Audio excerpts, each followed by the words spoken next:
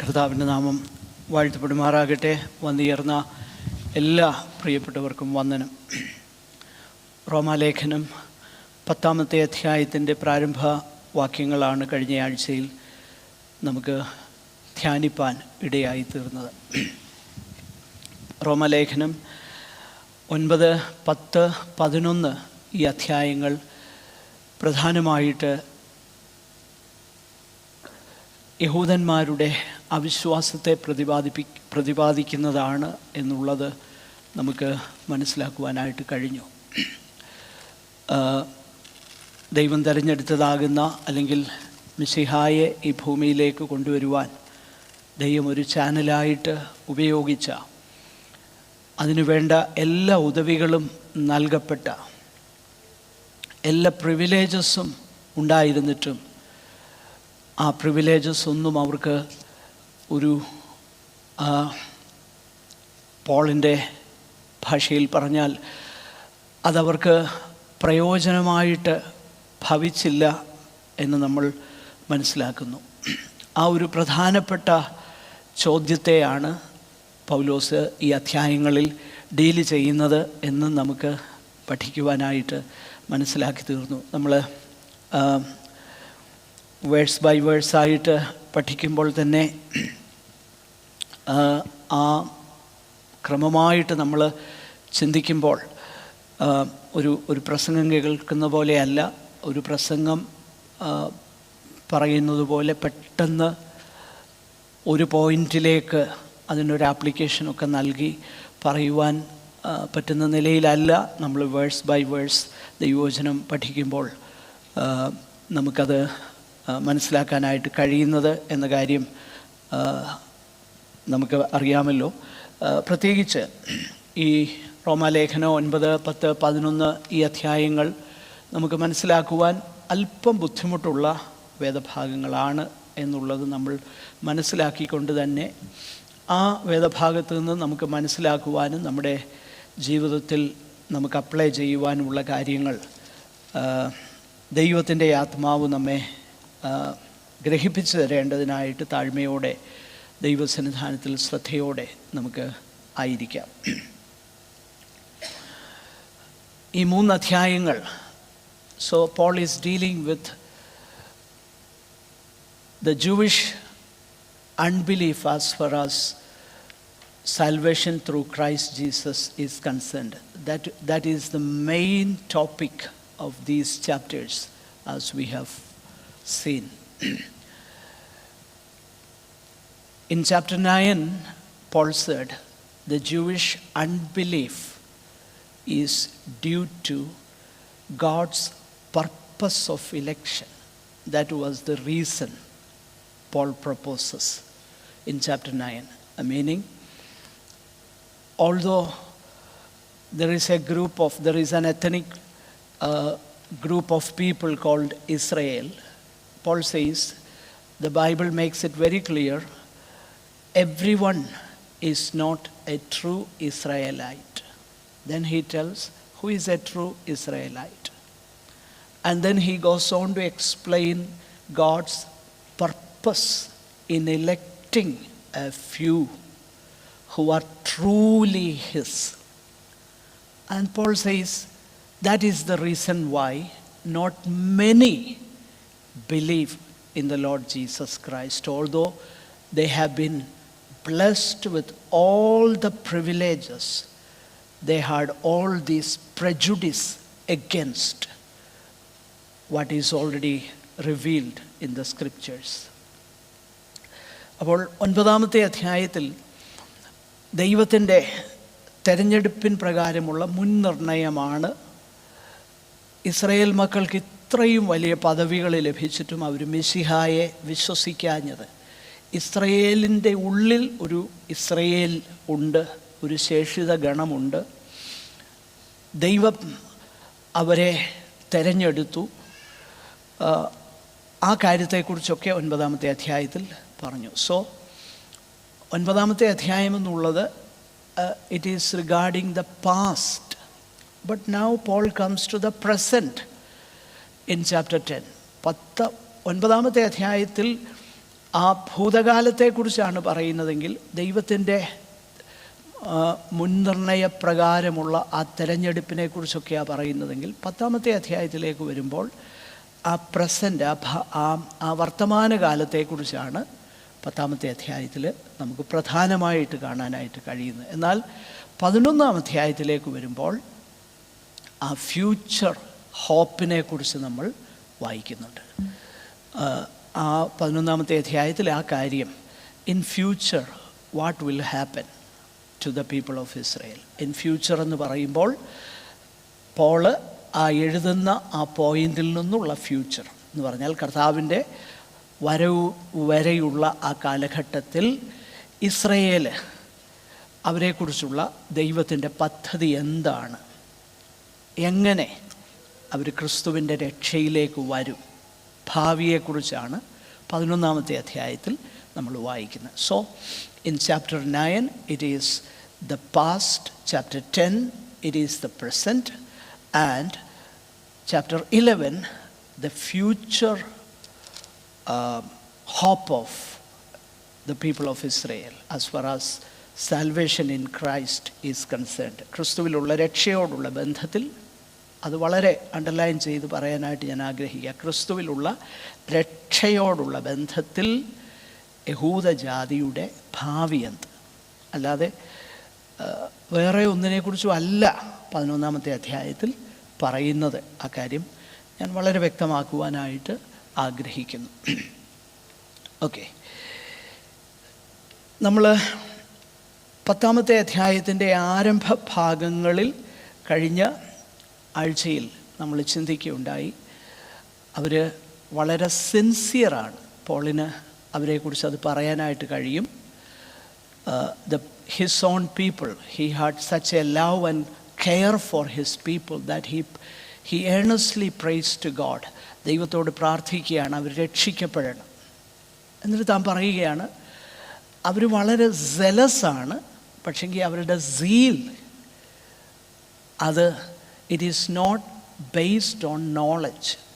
അവർക്ക് ഭയങ്കര എരിവുണ്ട്, എന്നാൽ അവരുടെ എരിവ് അവർക്ക് അത് പരിജ്ഞാനപ്രകാരമുള്ള എരിവല്ല എന്ന് പോൾ പറയുന്നു.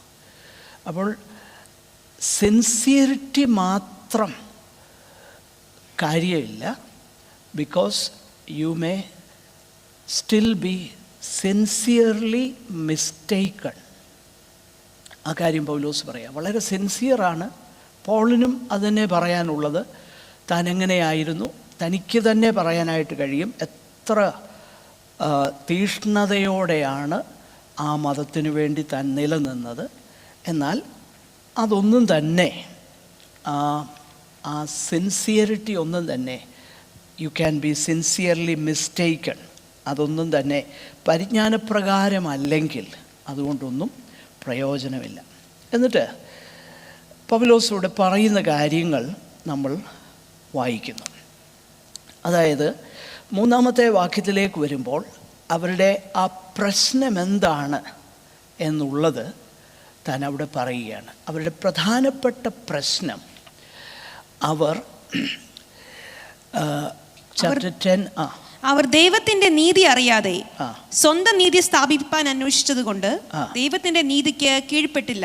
നോക്കുക, അപ്പോൾ അവർ ദൈവത്തിൻ്റെ നീതി അറിയാതെ സ്വന്തം നീതി സ്ഥാപിപ്പാൻ അന്വേഷിച്ചതുകൊണ്ട് ദൈവത്തിൻ്റെ നീതിക്ക് കീഴ്പ്പെട്ടില്ല.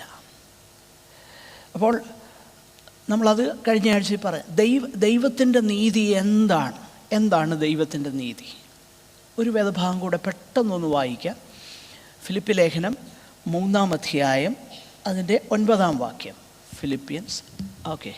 ഞാൻ ക്രിസ്തുവിനെ നേടേണ്ടതിനും ന്യായപ്രമാണത്തിൽ നിന്നുള്ള എൻ്റെ സ്വന്തം നീതിയല്ല. നോക്കുക, അപ്പോൾ സ്വന്തം നീതി, എൻ്റെ നീതി, അത് ന്യായപ്രമാണത്തിൽ നിന്നുള്ളതാകുന്ന നീതി. A righteousness of my own that comes from the law. എന്താണത്? അതായത് എനിക്ക് രക്ഷപ്പെടാൻ വേണ്ടി, എനിക്ക് ജീവൻ പ്രാപിക്കാൻ വേണ്ടി ദൈവത്തിൻ്റെ ന്യായപ്രമാണം അവിടെ ഉണ്ട്. അതാണ് സ്റ്റാൻഡേർഡ്. ആ ന്യായപ്രമാണത്തിൻ്റെ നീതി ഞാൻ നിവർത്തിച്ചു കഴിഞ്ഞാൽ എനിക്ക് രക്ഷപ്പെടാം. അതാണ് ന്യായപ്രമാണം. അതിനെക്കുറിച്ച് ഞാൻ വളരെ വിശദമാക്കാം. ഇവിടെ തന്നെ അത് നമുക്ക് മനസ്സിലാക്കാനായിട്ട് കഴിയുന്നുണ്ട്. പക്ഷേ ഇവിടുത്തെ പ്രശ്നം, ന്യായപ്രമാണം കുഴപ്പമുള്ളത് ആയതുകൊണ്ടല്ല എനിക്ക് രക്ഷപ്പെടാൻ പറ്റാത്തത്. അതിൻ്റെ കാരണം, എനിക്ക് രക്ഷ കിട്ടാത്തതിൻ്റെ കാരണം ന്യായപ്രമാണത്തിൻ്റെ പ്രശ്നമല്ല. It is not because of any fault in God's law, holy law. That's what Paul calls it. It is holy and it is righteous. That is God's standard of salvation. What is that? If you do, you will live. അപ്പോൾ അതാണ് ദൈവത്തിൻ്റെ, ഞാൻ ഒന്ന് രണ്ട് ഉദാഹരണം കൊണ്ട് ആ കാര്യം ഇപ്പം ഞാൻ വ്യക്തമാക്കാം. ഒന്ന് രണ്ട് ഇല്ലസ്ട്രേഷൻ പറയാം. എന്നാൽ ആദ്യം ആ വേദഭാഗം നമുക്കൊന്ന് കാണാം. അപ്പോൾ ദൈവത്തിൻ്റെ ന്യായപ്രമാണത്തിൻ്റെ നീതി, രക്ഷയ്ക്ക് വേണ്ടിയിട്ടുള്ള, അത് നീതിയുള്ള ന്യായപ്രമാണം തന്നെ, അത് വിശുദ്ധ. അത് ചെയ്യുന്നവൻ അതിനാൽ ജീവിക്കും. അതാണ് ന്യായപ്രമാണത്താലുള്ള നീതി. Verse 5, righteousness by the law. അതാണ് ന്യായപ്രമാണത്താലുള്ള നീതി. ന്യായപ്രമാണത്താലുള്ള നീതി എന്താ? അത് നമ്മൾ ചെയ്യാമെങ്കിൽ നമ്മൾ അതിനാൽ രക്ഷപ്പെടും. പക്ഷേ ഇവിടുത്തെ പ്രശ്നം എന്താ? മറ്റേ നീതി, രണ്ട് നീതിയെക്കുറിച്ചാണ് പറയുന്നത്. ഒന്ന് ന്യായപ്രമാണത്താലുള്ള നീതി, മറ്റേ നീതി വിശ്വാസത്താലുള്ള നീതി. അപ്പോൾ അതാണ് ഫിലിപ്പി ലേഖനം 3-ാം അധ്യായത്തിൽ നമ്മളിപ്പോൾ വായിച്ചത്. ഫിലിപ്പിയൻസ് ചാപ്റ്റർ 3 വേഴ്സ് 9 നമ്മളിപ്പോൾ വായിച്ചത് എന്താണ്? ഞാൻ ക്രിസ്തുവിനെ നേടേണ്ടതിനും ന്യായപ്രമാണത്തിൽ നിന്നുള്ള എൻ്റെ സ്വന്തം നീതിയല്ല. അപ്പോൾ ന്യായപ്രമാണത്തിൽ നിന്നുള്ള നീതി എൻ്റെ സ്വന്തം നീതി, കാരണം ഞാൻ ചെയ്യുകയാണ്. എന്നാൽ ക്രിസ്തുവിങ്കലുള്ള വിശ്വാസം മൂലം ദൈവം വിശ്വസിക്കുന്നവർക്ക് നൽകുന്നൊരു നീതിയുണ്ട്. നോക്കിയേ, ഇത് തമ്മിലാ കോൺട്രാസ്റ്റ്. ഞാനിപ്പോൾ ക്രിസ്തുവിൽ വിശ്വസിക്കുന്നു. Christ is able to save me. Okay, ഇത് മനസ്സിലാകാൻ വേണ്ടി ഒരൊറ്റ ഉദാഹരണം ഞാൻ പറയാം, പെട്ടെന്ന് മനസ്സിലാകാൻ വേണ്ടി. വലിയ ആഴമുള്ളൊരു തടാകം, ഓക്കെ? ആ തടാകത്തിൽ ഒരു മനുഷ്യൻ വീഴുകയാണ്. Okay, this is an illustration that there is a very deep lake. A man falls into that. Okay, ഒരു മനുഷ്യൻ അതിനകത്ത് വീഴുന്നു. അപ്പം കരയ്ക്ക് നിന്ന് ഒരാൾ പറഞ്ഞു കൊടുക്കുക, ഓ നിൻ്റെ തല പൊക്കി പിടിച്ചോണം, കൈ അടിക്കണം. ആ പറയുന്നതെല്ലാം ശരിയല്ലേ? ശരിയാ. ന്യായപ്രമാണം ഇതാ പറയുന്നേ. മുങ്ങി താഴുകയാ. അപ്പം ന്യായപ്രമാണം പറയാ, നീ മുങ്ങി താഴണ്ട, നീ തല ഉയർത്തിപ്പിടിക്കുക, കൈയും ഒക്കെ അടിക്കുക. അവിടെ ഇപ്പം സിൻസിയറായിട്ട്, ഞാൻ അതിന് ഒരു ഉദാഹരണം, ഇപ്പം ഞാൻ ഇവിടെ ഇരുന്നപ്പോൾ എൻ്റെ മനസ്സിൽ ഈ ഒരു ചിന്ത വന്നപ്പോഴേ, നമ്മളെല്ലാം കൂടെ പിക്നിക്കിന് പോയപ്പോഴേ, അവിടെ ഡേ ഔട്ട് പിക്നിക്കിന് പോയപ്പം നമ്മുടെ നഥനിയേൽ ഞങ്ങൾ വെള്ളത്തിൽ ഇറങ്ങിയപ്പോൾ അവൻ എൻ്റെ അടുത്ത് വന്നു. അപ്പം ഞാൻ അവനെ ഇങ്ങനെ കയ്യിൽ ആ വെള്ളത്തിൽ ഇങ്ങനെ പിടിച്ചു, മോനെ കൈയിട്ടടിച്ചാട്ടെന്ന് പറഞ്ഞു. അപ്പോൾ അവനെന്ത് ചെയ്യുന്നറിയോ, കൈ ഇങ്ങനെ അടിച്ചു. അവൻ സിൻസിയറാണോ അല്ലയോ? സിൻസിയറാണ് അവൻ ഭയങ്കര സിൻസിയറായിട്ടാണ് അത് ചെയ്തത്. പക്ഷേ ഇങ്ങനെ അടിച്ചാൽ അവൻ എന്ത് ചെയ്യും? താഴും. മനസ്സിലാകുന്നുണ്ടോ? You can be sincerely mistaken. സിൻസിയറാ, യു ആർ സിൻസിയർ. ഇത് തന്നെയാണ് ഇവിടെ സംഭവിക്കുന്നത്. ന്യായപ്രമാണം എന്നോട് പറയുകയാണ്, നീ ഇന്നതൊക്കെ ചെയ്യണം. ചെയ്താൽ ഞാൻ രക്ഷപ്പെടും. പക്ഷെ പ്രശ്നം എന്താ? എനിക്ക് നാച്ചുറലി അത് പറ്റുകയില്ല. മനസ്സിലാകുന്നുണ്ടോ? ഓക്കെ, അത് ന്യായപ്രമാണം. That is the law. That is the righteousness by the law. If I do, I shall live. Whereas righteousness by faith in Christ, but a righteousness which comes through faith in Christ, അതെങ്ങനെയാണ് ഞാൻ പറയാം. കരയ്ക്ക് നിൽക്കുന്ന മറ്റൊരു മനുഷ്യൻ, ഭയങ്കര ആരോഗ്യമുള്ള മനുഷ്യൻ, ഒരാളിങ്ങനെ പറഞ്ഞു തന്നുകൊണ്ടിരിക്കുമ്പം ഈ സമയം ആ മനുഷ്യൻ ആ വെള്ളത്തിലേക്ക് ഇറങ്ങി ചാടുകയാണ്. ചാടിയിട്ട് ഓടി വന്ന്, അല്ലെങ്കിൽ അവളോട് നീന്തി വന്നിട്ട് എന്നെ പിടിക്കുക. അങ്ങനെ പിടിക്കുമ്പം ഞാനെന്ത് ചെയ്യും? ഞാൻ ആ മനുഷ്യനെ അള്ളി അങ്ങ് പിടിക്കും.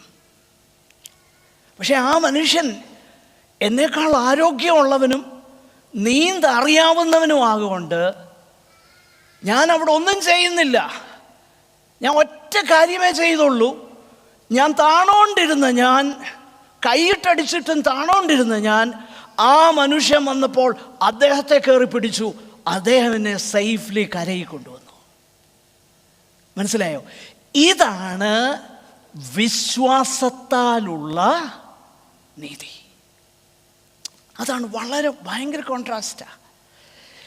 ഈ രണ്ട് കാര്യമാണ് പൗലോസ് ഇവിടെ പറയുന്നത്. ഓക്കെ, അപ്പോൾ നിങ്ങൾ ശ്രദ്ധിച്ചു നോക്കിക്കഴിഞ്ഞാൽ 5-ാമത്തെ വാക്യത്തിലേക്ക് വരുമ്പോൾ, ലേവ്യ പുസ്തകം 18-ാം അധ്യായം 5-ാം വാക്യം. കാരണം 4-ാം വാക്യത്തിൽ നമ്മളിങ്ങനെ വായിക്കുന്നു, വായിച്ചുള്ളൂ, വേഴ്സ് 4. വിശ്വസിക്കുന്ന ഏവനും നീതി ലഭിപ്പാൻ ക്രിസ്തു ന്യായപ്രമാണത്തിന്റെ അവസാനമാകുന്നു. ഓക്കെ, വിശ്വസിക്കുന്ന ഏവനും നീതി ലഭിപ്പാൻ ക്രിസ്തു ന്യായപ്രമാണത്തിൻ്റെ അവസാനമാകുന്നു. Okay, can you show me Romans chapter 8 and verse 4? 10 and verse 4. Please put up.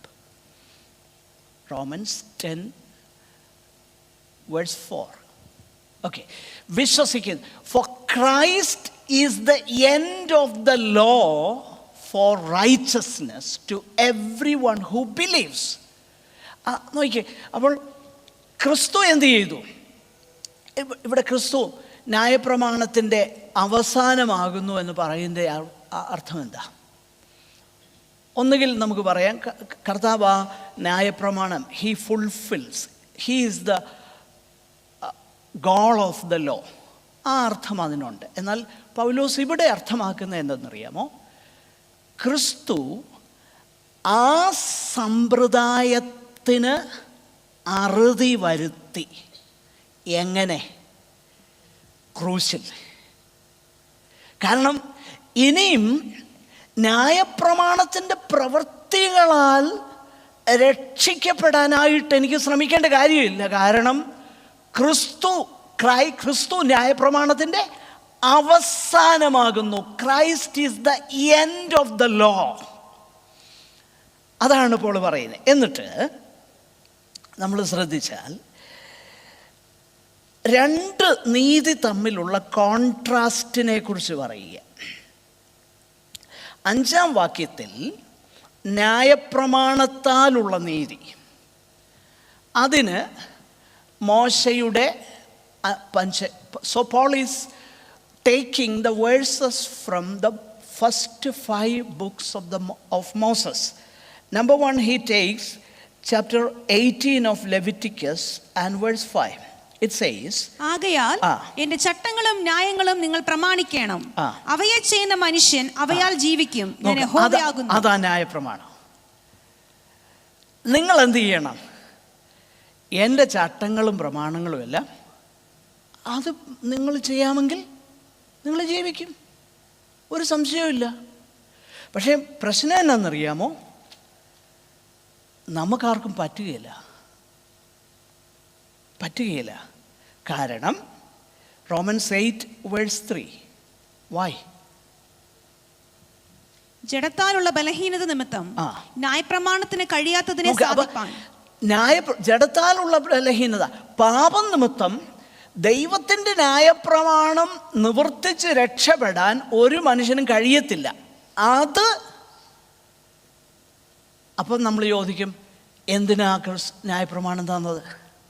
ന്യായപ്രമാണം തന്നതിൻ്റെ ലക്ഷ്യം ഒന്നേ ഉള്ളൂ, ന്യായപ്രമാണം നമ്മളെ ക്രിസ്തുവിങ്കലേക്ക് നയിക്കണം. അതായത് ഒരു സൈൻ ബോർഡ് മാത്രമാണ് ന്യായപ്രമാണം. ഞാനല്ല, പക്ഷേ ഞാൻ കാണിച്ചു തരാം ആരെയാണെന്ന്. നിങ്ങൾ അങ്ങോട്ട് പോക്കൂ. ഒരു സൈൻ പോസ്റ്റാണ്.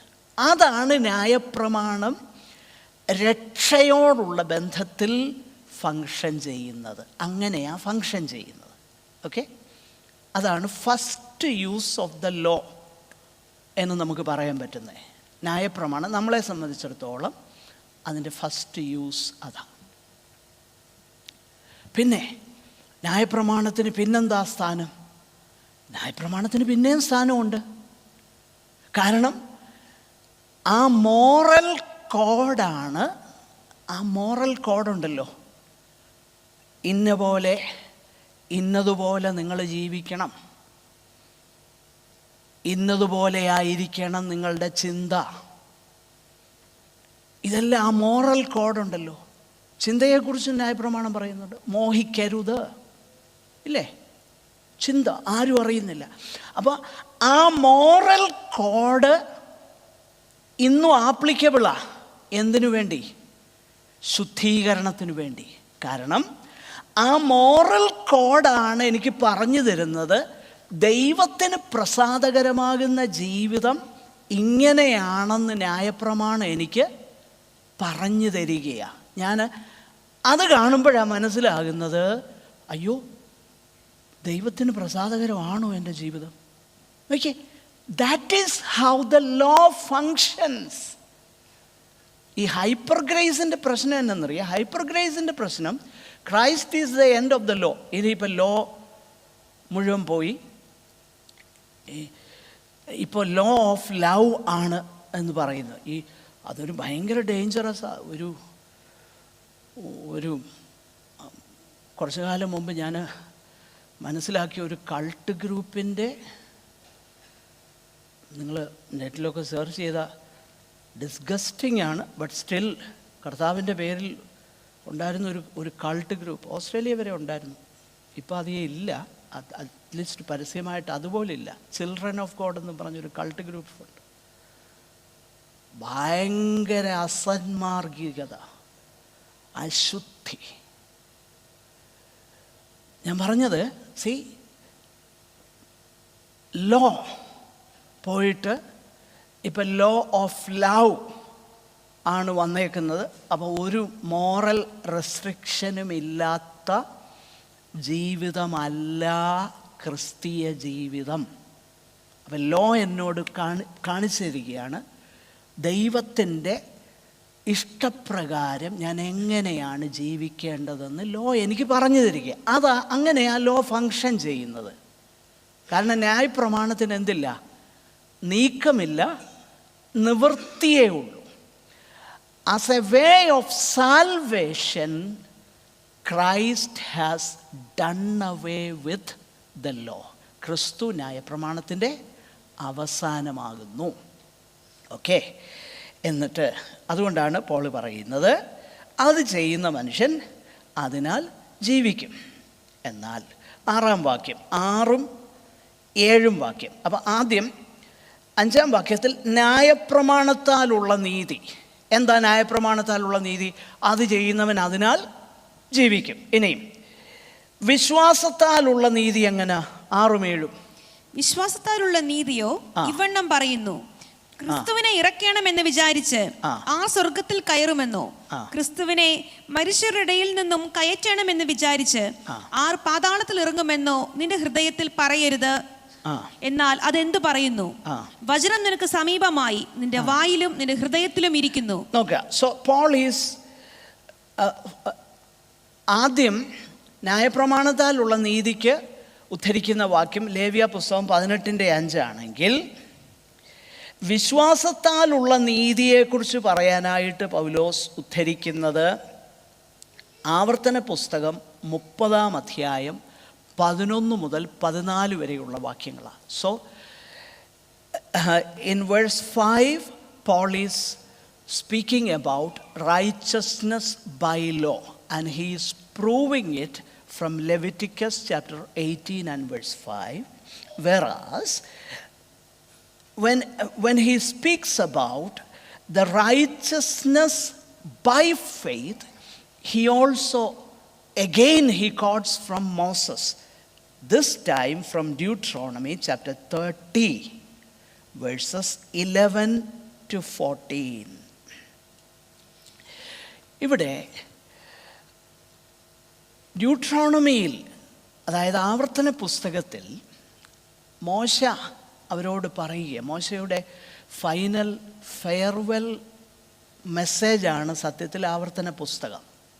നിങ്ങൾ ശ്രദ്ധിച്ച് നോക്കിക്കഴിഞ്ഞാൽ 3 ലോങ് സെർമൺസാണ് ആവർത്തന പുസ്തകം.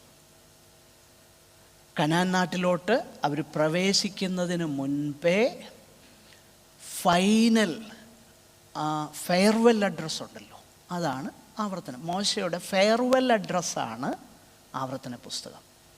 Saying goodbye to them. അപ്പോൾ അതിനു മുമ്പേ മോശ നൽകുന്ന 3 ദീർഘമായ സെർമൺസാണ് book of Deuteronomy. So you can remember it very easily. Book of Deuteronomy is the 3 long sermons of Moses before he went to be with the Lord. So in that address, Moses says, don't think the law or this word I am setting before you is not known to you or unknown to you. It is near. It is in your heart, on your lips. അതാണ് ഇപ്പോൾ മോശ പറയുന്നത്. പക്ഷേ പൗലോസ് ആ കാര്യം, ആ വേദഭാഗം എടുത്തിട്ട് അവിടെ ദൈവവചനത്തെക്കുറിച്ച് അവിടെ പറയുന്നതെങ്കിൽ, അതിന് പകരം പോൾ ഇവിടെ മോശ വചനത്തെക്കുറിച്ച് പറയുന്നെങ്കിൽ പൗലോസ് അവിടെ ക്രിസ്തു ആണെന്ന് പറയുക. എന്ന് പറഞ്ഞാൽ Christ is not inaccessible, he is near, he is already come, he died, he was buried, he rose again, and now he is the reigning Lord. He is here. You can call upon him if you want. Call upon him, believe in him, and confess with your mouth. അതല്ലേ പറയുന്നേ, വചനം നിനക്ക് സമീപമായി നിന്റെ വായിലും നിന്റെ ഹൃദയത്തിലും ഇരിക്കുന്നു. In other words, Christ is not unattainable, but Christ is readily He is accessible. He is there. You don't think, you don't need to go to heaven to bring him, because he has already come. And you don't need to descend to the Hades to bring him up, because he has already been resurrected. ക്രിസ്തുവിനെ ഉയരത്തിൽ നിന്ന് കൊണ്ടുവരാൻ നീ സ്വർഗത്തിലോട്ട് പോകണ്ട. കാരണം അവിടുന്ന് ഈ ഭൂമിയിലേക്ക് ഒരിക്കൽ വന്നു. പിന്നെ ക്രിസ്തുവിനെ പാതാളത്തിൽ നിന്ന് കൊണ്ടുവരാൻ വേണ്ടി അങ്ങോട്ട് ഇറങ്ങണ്ട. കാരണം ക്രിസ്തു ഉയർത്തെഴുന്നേറ്റു. ക്രിസ്തു ഇപ്പോൾ റെഡിലി അക്സസബിളാ. അതാണ് വിശ്വാസത്താലുള്ള നീതി. എന്നിട്ട് പോൾ പറയുന്നത് കേട്ടോ, വചനം നിനക്ക് സമീപമായി നിന്റെ വായിലും നിന്റെ ഹൃദയത്തിലും ഇരിക്കുന്നു. റെഡിലി അക്സസബിളാ. അത് ഞങ്ങൾ പ്രസംഗിക്കുന്ന വിശ്വാസം, ദ വേർഡ് ഓഫ് ഫെയ്ത്ത്. എന്താ word of faith? Word of faith is Christ has come. Christ died on the cross. Christ was buried and was resurrected. Christ ascended to the right hand of God the Father, and now he is reigning from there. He is the Lord of salvation. He is accessible to everyone who believes. So that is what Paul, ആ ഒരു കാര്യമാണ്. അപ്പം ആവർത്തന പുസ്തകം 30-ാം അധ്യായം 11 മുതൽ 14 വരെയുള്ള കാര്യം പൗലോസ് എടുത്തിട്ട് പറയുക, ഇതാണ് ഞങ്ങൾ പ്രസംഗിക്കുന്ന വിശ്വാസവചനം. എന്നിട്ട് 8-ാമത്തെ വാക്യത്തിൽ നമ്മൾ കാണുന്ന യേശുവിനെ കർത്താവെന്ന് വായ്കൊണ്ട് ഏറ്റുപറയുകയും, വായിച്ചു 9-10. യേശുവിനെ കർത്താവെന്ന് വായ്കൊണ്ട് ഏറ്റുപറയുകയും ദൈവം അവനെ മരിച്ചവരിൽ നിന്നും ഉയർത്തെഴുന്നേൽപ്പിച്ചുവെന്ന് ഹൃദയം കൊണ്ട് വിശ്വസിക്കുകയും ചെയ്താൽ നീ രക്ഷിക്കപ്പെടും. നോക്കുക, ഇവിടെ ഇതെന്താണ് ഈ പറയുന്ന കാര്യം? ഇതൊരു സ്ലോഗനാണോ? യേശുവിനെ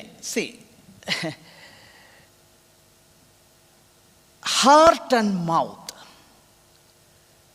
what does it signify? It is inward belief and outward confession.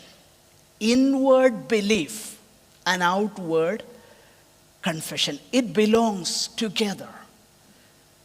It belongs together. If you really believe, you will confess. In other words, if there is a real, genuine belief on the Lord Jesus Christ, it will somehow be outwardly expressed. That is the meaning. ഇവിടെ പറയുന്ന ഒരു കാര്യം, അവിടെ നിങ്ങൾ ശ്രദ്ധിച്ചു നോക്കിക്കഴിഞ്ഞാൽ ഈ ഫെയ്ത്തും ഏറ്റുപറച്ചിലും അതെന്താ? അത് നമ്മൾ പറയും, ഹൃദയം കൊണ്ട് വിശ്വസിക്കുക, വാ കൊണ്ട് ഏറ്റുപറയുക. ഞാൻ അതിനെക്കുറിച്ച് ചിന്തിച്ചപ്പോൾ എൻ്റെ മനസ്സിൽ പെട്ടെന്നൊരു ഒരു സംഭവം ഓർമ്മ വന്നു. അത് ഞാൻ പെട്ടെന്ന് മനസ്സിലാകാൻ വേണ്ടി ഒരു ചെറിയ ഇല്ലസ്ട്രേഷനായിട്ട് ഞാൻ പറയാം. ഒത്തിരി വർഷങ്ങൾക്ക് മുമ്പ് ചെറുപ്പത്തിൽ അവധിക്കാലത്ത് എൻ്റെ അമ്മയുടെ അനിയത്തിയുടെ വീട്ടിൽ ഒക്കെ അന്ന് വെക്കേഷന് പോകുമായിരുന്നല്ലോ. അപ്പോൾ അവിടെ ചിറ്റാർ എന്ന് പറയുന്ന സ്ഥലത്ത്, ചിറ്റാർ, അവിടെ പമ്പാ നദിയുടെ ഒരു ശാഖ വരുന്ന ഒരു സ്ഥലത്തിന് അവിടെ വനവും പിന്നെ ഈ വലിയൊരു എസ്റ്റേറ്റ് ഉണ്ട്, എന്താ പറയുന്നത്, തോമസ് ഹാരിസൺ എസ്റ്റേറ്റോ സംതിങ്, വലിയൊരു എസ്റ്റേറ്റ്. ആ എസ്റ്റേറ്റിനും അങ്ങേ കരയും തമ്മിൽ ബന്ധിപ്പിക്കുന്ന ഒരു ചെറിയ തൂക്കുപാലമുണ്ട്. അപ്പം ഞാൻ താഴോട്ട് നോക്കിക്കഴിഞ്ഞാൽ താഴെ പാറക്കെട്ടും ഈ വലിയ നദിയുടെ ആ ഒഴുക്കും ഭയങ്കര ഭയം തോന്നും നമുക്ക്. ഈ തൂക്കുപാലം കണ്ടു കഴിഞ്ഞാൽ നടന്നങ്ങ് പോകാൻ കുഴപ്പമൊന്നുമില്ല. പക്ഷേ താഴെ ഒന്നും ഇല്ലാത്തതുകൊണ്ട് ഇത് നടക്കാൻ തുടങ്ങുമ്പോഴേ ഇത് ആടാൻ തുടങ്ങും. അപ്പോൾ നമുക്ക് ഭയങ്കര പേടിയാണ്. കൊച്ചു കുഞ്ഞുങ്ങളായിരുന്ന ഞാൻ സ്മോൾ ബോയ് എനിക്ക് ഭയങ്കര പേടിയാണ്. അപ്പോൾ എൻ്റെ കസിൻസൊക്കെ പേടിക്കണ്ട നോക്കി എൻ്റെ കമ്പിയൊക്കെ കണ്ടു, ഭയങ്കര സ്ട്രോങ് ആണ് അത്. എന്നിട്ട് അവരെൻ്റെ മുന്നേ പോകുക. അവർ മുന്നേ പോകുന്ന കണ്ടപ്പം ഞാനും പതുക്കെ അതിലെ നടക്കാൻ തുടങ്ങി. ഇത് പെട്ടെന്ന് തന്നെ മനസ്സിലേക്ക്. ആക്ച്വലി നമ്മുടെ ഫെയ്ത്ത് ആൻഡ് ആക്ഷൻ തമ്മിലുള്ള ആ കണക്ഷൻ ഇതാ. എന്താ? ആ പാലം അത് താഴെയൊന്നും വീഴുകയില്ല, സേഫ്ലി എന്നെ അക്കരെ കൊണ്ട് എന്നെത്തിക്കുമെന്ന് എനിക്ക് ഇൻ്റലക്ച്വലി അറിയാം. പക്ഷെങ്കിൽ എനിക്കത് അറിയാമെന്ന് തെളിയിക്കപ്പെടുന്നത് എപ്പോഴാണെന്നറിയാമോ? ഞാൻ അതേ കൂടെ നടക്കുമ്പോഴാണ്. മനസ്സിലായി? ഞാൻ നടന്നതുകൊണ്ടല്ല അതിന് ബലമുള്ളത്. It is not that because I walked on that ഹാങ്ങിങ് bridge it has got the strength. It has got the strength. But when I walked on it, it is proved I trust in the strength of that ഹാങ്ങിങ് bridge. ഇത് തന്നെയാണ് സംഭവിക്കുന്നത്. വിശ്വാസം എൻ്റെ ഹൃദയത്തിലാണ്. ക്രിസ്തുവിനെ ഞാൻ വിശ്വസിക്കുന്നു. രക്ഷയ്ക്കായി ഞാൻ എന്ത് ചെയ്യുന്നു? ഏറ്റുപറയുന്നു എന്ന് പറഞ്ഞാൽ ഏകദേശം ഈ ഒരു കണക്ഷനാണ് അവിടെ ഉള്ളത്. ആ വിശ്വാസം എന്നുള്ളത് എൻ്റെ വാഗൊണ്ട് ഏറ്റുപറയുമ്പോൾ. എന്നിട്ട് 11-ാമത്തെ വാക്യത്തിലേക്ക് വരുമ്പോൾ, അവനിൽ വിശ്വസിക്കുന്ന ഒരുത്തനും ലജ്ജിച്ചു പോകുകയില്ല. In other words, Christ is equally accessible to both the Jews who believe and the Gentiles who believe. Equally, ക്രിസ്തു വിശ്വസിക്കുന്ന യഹൂദനും അവനെ വിശ്വസിക്കാന്നേ ലജ്ജിച്ചു പോകുകയില്ല. ജാതീയനാകുന്ന ഒരുവൻ വിശ്വസിച്ചാലും അവന് ലജ്ജിച്ചു പോകുകയില്ല എന്ന് തിരുവെഴുത്തിൽ അരുളി ചെയ്യുന്നുവല്ലോ. അത് പഴയ നിയമത്തിലെ വേദഭാഗമാണ്. എന്നിട്ട് പോൾ പറയുകയാണ്, വേഴ്സ് 12, യഹൂദനെന്നും യവനനെന്നും ഒരു വ്യത്യാസവുമില്ല, എല്ലാവർക്കും കർത്താവ് ഒരുവൻ തന്നെ, അവൻ തന്നെ വിളിച്ചപേക്ഷിക്കുന്ന ഏവർക്കും നൽകുവാൻ തക്കവണ്ണം സമ്പന്നനാകുന്നു. അപ്പോൾ പോള് പറഞ്ഞു വരുന്നത് എന്താ? ഞങ്ങൾ ക്രിസ്തുവിൻ്റെ വചനം പ്രസംഗിച്ചു, ഇതാണ് വിശ്വാസത്താലുള്ള നീതി. അത് യഹൂദനും വിശ്വസിക്കാം, ജാതീയനും വിശ്വസിക്കാം. പക്ഷെങ്കിൽ ഇവിടുത്തെ പ്രശ്നം എന്താ? യഹൂദൻ വിശ്വസിക്കുന്നില്ല. എന്നിട്ട് പോൾ പറയുകയാണ്, കർത്താവിൻ്റെ നാമത്തെ വിളിച്ചപേക്ഷിക്കുന്ന ഏവനും രക്ഷിക്കപ്പെടും. ദെൻ 14 മുതലുള്ള വാക്യങ്ങൾ നമ്മൾ ശ്രദ്ധിച്ചാൽ, അപ്പോൾ ദൈവത്തിന് ഒരു ഫേവറിറ്റിസവും ഇല്ല. യെശയ്യാവ് 28:16 പറയുന്നത് പോലെ കർത്താവിൻ്റെ അവനിൽ വിശ്വസിക്കുന്ന ഒരുത്തനും ലജ്ജിച്ചു പോകുകയില്ല. കർത്താവിന് ഒരു ഫേവറിറ്റിസവും ഇല്ല. 11-ാമത്തെ വാക്യത്തില്ല. എന്നിട്ട് 12-ാം വാക്യത്തിൽ, എല്ലാവർക്കും കർത്താവ് ഒരുവൻ തന്നെ, അവൻ തന്നെ വിളിച്ചപേക്ഷിക്കുന്ന എല്ലാവർക്കും നൽകുവാൻ തക്കവണ്ണം സമ്പന്നൻ ആകുന്നു. എന്ത്? കർത്താവിൻ്റെ നാമത്തെ വിളിച്ചപേക്ഷിക്കുന്ന ഏവനും രക്ഷിക്കുക. അപ്പോൾ കോളിങ് അപ്പോൺ ഹിം, അവൻ്റെ നാമത്തെ ഞാൻ വിളിച്ചപേക്ഷിക്കുക. എന്താണ് അതിൻ്റെ ബേസിസ്? അതിൻ്റെ ബേസിസ് നമ്മൾ 9-10 വാക്യങ്ങളിൽ കണ്ടു. ക്രിസ്തു മരിച്ചു, ക്രിസ്തു ഉയർത്തെഴുന്നേറ്റു. അതാ അതിൻ്റെ ബേസിസ്. അപ്പോൾ കർത്താവിൻ്റെ നാമത്തിൽ ഇത് യഹൂദനെന്നോ യവനനെന്നോ വ്യത്യാസമില്ലാതെ ഫ്രീലി എല്ലാവർക്കും ദൈവം നൽകിയിരിക്കുന്നു. അതാണ് പൗലോസ് അപ്പോസ്തലൻ ഇവിടെ പറയുന്നത്. എന്നാൽ 14-15 വാക്യങ്ങൾ Paul is speaking about the necessity of proclaiming the message. verses 14 and 15. Let us finish this chapter today. So let us read. എന്നാൽ അവർ വിശ്വസിക്കാത്തവനെ എങ്ങനെ വിളിച്ചപേക്ഷിക്കും? അവർ കേട്ടിട്ടില്ലാത്തവനിൽ എങ്ങനെ വിശ്വസിക്കും? പ്രസംഗിക്കുന്നവനില്ലാതെ എങ്ങനെ കേൾക്കും? ആരും അയക്കാതെ എങ്ങനെ പ്രസംഗിക്കും? നന്മ സുവിശേഷിക്കുന്നവരുടെ കാൽ എത്ര മനോഹരമെന്ന് എഴുതിയിരിക്കുന്നുവല്ലോ. How can they believe? Number one, how then can they call on the one they have not believed in?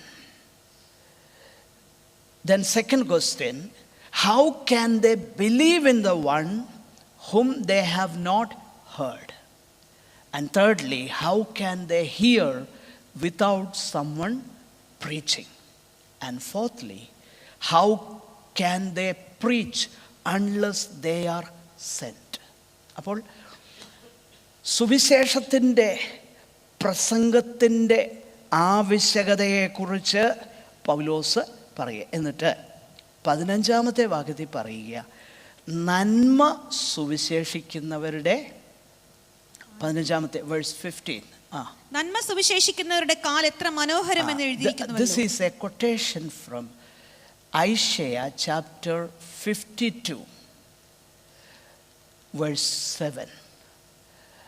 And there ഐശയ്യാവിൻ്റെ പ്രവചനത്തിൽ 52-ാം അധ്യായം 7-ാമത്തെ വാക്യത്തിൽ പറയുന്നത് എന്താണെന്നറിയാമോ?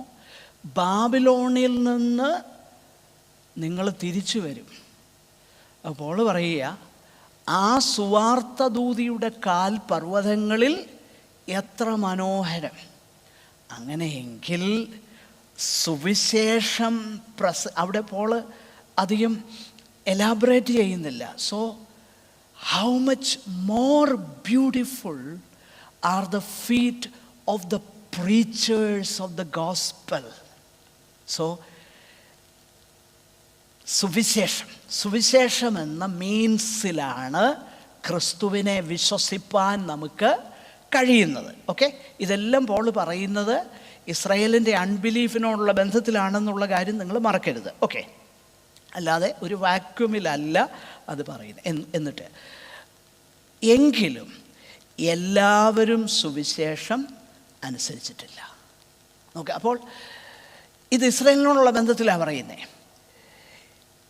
ഈ പ്രസംഗം ഇസ്രായേലിനോട് പ്രസംഗിച്ചു, യഹൂദന്മാരോട് പറഞ്ഞു, പക്ഷെ അവരെന്ത് ചെയ്തില്ല? എങ്കിലും എല്ലാവരും സുവിശേഷം അനുസരിച്ചില്ല. എന്നിട്ട് യെശയ്യാവ് 53:1 പൗലോസ് കോട്ട് ചെയ്യുക, കർത്താവേ ഞങ്ങൾ കേൾപ്പിച്ചത് ആർ വിശ്വസിച്ചു എന്ന് യെശയ്യാവ് പറയുന്നുവല്ലോ. ആകയാൽ വിശ്വാസം കേൾവിയാലും കേൾവി ക്രിസ്തുവിൻ്റെ വചനത്താൽ. അപ്പോൾ ഇവിടെ പറയുന്ന ഈ വിശ്വാസം എന്ന് പറയുന്നത് ക്രിസ്തുവിൽ രക്ഷയ്ക്കായി വിശ്വസിക്കുവാനുള്ള ആ വിശ്വാസത്തെക്കുറിച്ചാണ് പറയുന്നത്. ഇവിടെ വിശ്വാസം കേൾവി ക്രിസ്തുവിൻ്റെ. അപ്പോൾ ആരെക്കുറിച്ച്? The content of the message that is heard is Christ. അപ്പോൾ ട്രൂ ഗോസ്പൽ പറയുമ്പോൾ ആ ട്രൂ ഗോസ്പൽ ക്രിസ്തുവിനെ കുറിച്ചുള്ളതാണ്. പക്ഷെങ്കിൽ പോള് പറയുക, കർത്താവെ ഐശയ്യാവിൻ്റെ വചനം കോട്ട് ചെയ്തേച്ച് പറയുക, ഞങ്ങൾ കേൾപ്പിച്ചത് ആര് വിശ്വസിച്ചിരിക്കുന്നു എന്ന് പറഞ്ഞാൽ പൗലോസ് ഇവിടെ പറയാൻ ആഗ്രഹിക്കും. നിങ്ങൾ അപ്പോസ്തല പ്രവൃത്തി ചേർത്ത് വായിക്കുകയാണെങ്കിൽ മനസ്സിലാക്കാൻ കഴിയും. പോളിൻ്റെ മിഷണറി യാത്രയിൽ Paul, although he was an apostle to the Gentiles, everywhere he went, first he preached the gospel in the synagogues. Have you read that? ഇല്ലേ? പൗലോസ് പറയുന്നുണ്ട്, ഞാൻ ജാതികൾക്ക് വേണ്ടിയിട്ടുള്ള അപ്പോസ്തലനാണെന്ന് പറയുന്നുവെങ്കിലും തൻ്റെ സുവിശേഷീകരണ യാത്രയിൽ ചെന്നിടത്തെല്ലാം ആദ്യം പ്രസംഗിച്ചത് ആരോടാണെന്നറിയാമോ? യഹൂദന്മാരോടാണ് പ്രസംഗിച്ചത്, സിനഗോഗുകളാണ് പ്രസംഗിച്ചത്. പക്ഷെ പൗലോസോട് പറയുക, എന്താ അവരുടെ അൺബിലീഫിൻ്റെ കാര്യം? എന്താ ഇത്ര വ്യക്തമായി സുവിശേഷം പ്രസംഗിച്ചിട്ടും അവരെന്ത് ചെയ്തില്ല? അവർ വിശ്വസിച്ചില്ല. ഈ വിശ്വാസവചനം ഞങ്ങൾ പ്രസംഗിച്ചു. നമ്മൾ വായിക്കുന്നുണ്ട്, ആ സിനഗോഗിൽ പ്രസംഗിച്ചിട്ട് അവരെതിർത്ത് നിന്നപ്പോൾ പോൾ പറയാ, നിങ്ങളോട് ആദ്യം വചനം പ്രസംഗിക്കേണ്ടത് ആവശ്യമായിരുന്നു, എന്നാൽ ഇപ്പം ഞങ്ങൾ ജാതികളിലേക്ക് തിരിയുക എന്ന് പറഞ്ഞു. അവർ അക്സെപ്റ്റ് ചെയ്തില്ല, സന്ദേശം സ്വീകരിച്ചില്ല. എന്നിട്ട് 18-ാമത്തെ വാക്യം, അവർ കേട്ടില്ലയോ? എന്നാൽ അവർ കേട്ടില്ലയോ എന്ന് ഞാൻ ചോദിക്കുന്നു. കേട്ടിരിക്കുന്നു നിശ്ചയം. എന്താ കേട്ടിരിക്കുന്നത്? ഈ വേദഭാഗം എവിടെ നിന്നാണെന്നറിയാമോ? See, verse 18, if you will. But I ask, have they not heard? Indeed they have. Then he again quotes from the Old Testament, Psalm number 19 and verse 4. Their voice has gone out to all the earth, and their words to the ends of the world. Paul is talking about God's glory. 19-ാമത്തെ സങ്കീർത്തനം അതിൻ്റെ 4-ാമത്തെ വാക്യ, അവിടെ ആകാശം ദൈവത്തിൻ്റെ മഹത്വത്തെ വർണ്ണിക്കുന്നു. അപ്പോൾ ദൈവത്തിൻ്റെ തേജസ്സിനെ കുറിച്ചുള്ള ഒരു വിറ്റ്നസ് ദൈവം കൊടുത്തു. ആ കാര്യം അവിടെ പറയുന്നത്. എന്നിട്ട് പോള് പറയുക, യഹൂദന്മാരെ സംബന്ധിച്ചിടത്തോളം സുവിശേഷ പ്രസംഗത്തിലൂടെയും രണ്ടാമതായിട്ട് അതിൻ്റെ 19-ാം വാക്യം, അവരുടെ നാദം സർവ്വഭൂമിയിലും അവരുടെ വചനം ഭൂതലത്തിന്റെ അറ്റത്തോളവും പരന്നു. എന്നാൽ ഇസ്രായേൽ ഗ്രഹിച്ചില്ലയോ എന്ന് ഞാൻ ചോദിക്കുന്നു. അപ്പൊ രണ്ട് കാര്യങ്ങൾ അവിടെ സംഭവിച്ചു. ഒന്ന്, സുവിശേഷം പ്രസംഗിക്കപ്പെടുന്നു. പിന്നെ പഴയ നിയമത്തിൽ ദൈവത്തിൻ്റെ ആ തേജസ് സൃഷ്ടിയിൽ കൂടെ വെളിപ്പെട്ടതുപോലെ ഈ സുവിശേഷം ആർക്കു വേണേ മനസ്സിലാകത്തക്കവണ്ണം ജാതികളിൽ നിന്നൊരു കൂട്ടരെ ദൈവം എന്ത് ചെയ്തു? വിളിച്ചു വേർതിരിച്ചു, സാക്ഷ്യത്തിനായിട്ട് അവിടെ നിർത്തിയേക്കുക. അവരെ കാണുന്നുണ്ടെങ്കിൽ തന്നെ എന്തറിയാം? സുവിശേഷത്തെക്കുറിച്ച് അറിയാം. എന്നാൽ 19-ാം വാക്യം വായിച്ചു. എന്നാൽ ഇസ്രായേൽ ഗ്രഹിച്ചില്ലയോ എന്ന് ഞാൻ ചോദിക്കുന്നു. ഇസ്രായേൽ ഗ്രഹിച്ചില്ലയോ എന്ന് ഞാൻ ചോദിക്കുന്നു. ജനമല്ലാത്തവരെ കൊണ്ട് ഈ വാക്യം എന്താണെന്നറിയാമോ? Deuteronomy 32 verse 21. അതൊന്ന് വായിക്കാമോ? Deuteronomy chapter 32 verse 21. ദൈവമല്ലാത്തതിനെ കൊണ്ട് എനിക്ക് എരിവ് വരുത്തി, മിഥ്യാമൂർത്തികളാൽ എന്നെ മുഷിപ്പിച്ചു. ഞാനും ജനമല്ലാത്തവരെ കൊണ്ട് അവർക്ക് എരിവ് വരുത്തും.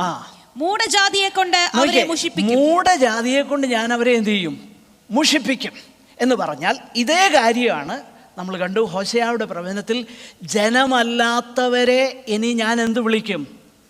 എൻ്റെ ജനമെന്ന് വിളിക്കും എന്ന് പറഞ്ഞാൽ പോൾ ഇവിടെ പറയുന്ന കാര്യം, ദൈവസഭ ഉടലെടുത്തപ്പോൾ ഇസ്രായേൽ അത് കാണേണ്ടിയിരുന്നു. അവർക്ക് മനസ്സിലാകേണ്ടിയിരുന്നു, ഇതാണ് തിരുവഴുത്തിൽ പറഞ്ഞിരുന്ന മിശിഹായിൽ കൂടെയുള്ള ആ ഫൈനലായിട്ടുള്ള രക്ഷ, ഇതാണ് എസ്കറ്റോളജിക്കൽ സാൽവേഷൻ, ഇതാണ് എന്ന് വ്യക്തമാക്കി ജാതികളിൽ നിന്നൊരു കൂട്ടർ വന്നപ്പോൾ ദൈവം അവർക്ക് സാക്ഷ്യത്തിനായിട്ട് കൊടുത്തു. പക്ഷേ അവരെന്ത് ചെയ്തില്ല?